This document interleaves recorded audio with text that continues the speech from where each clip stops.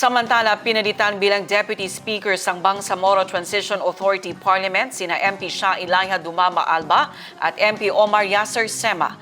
Nanumpa naman ang mga bagong halal at reinstalled Deputy Speakers ng Parliament na kinabibilangan nina Abdullah Hashim, Suaib Oranon, Nabiltan, Jose Lorena, Bay Intan Ampatuan, Adsfar Usman, Abdul Karim Mizwari, Romeo Sema, Ishak Mastura, Liza Alamnia, Aminodin Sumagayan, Don Mustafa Loong at Faisal Caron. Ang News Now sa report. Mr. Speaker, during the break, Mr. Speaker, the majority of our colleagues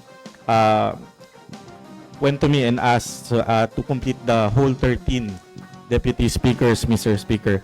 So I revised my motion to declare all the deputy speakers vacant and nominate the following: Hashim Abdullah, Oranon Suaib, Tan Nabil, Lorena Jose, Ampatuan Baintan, Usman Adsfar, Miswari Abdul Karim, Sema Romeo, Mastura Ishak, Sumagayan Aminidun, Lamia Liza, Loong Don Mustafa, and Baparandi Caron.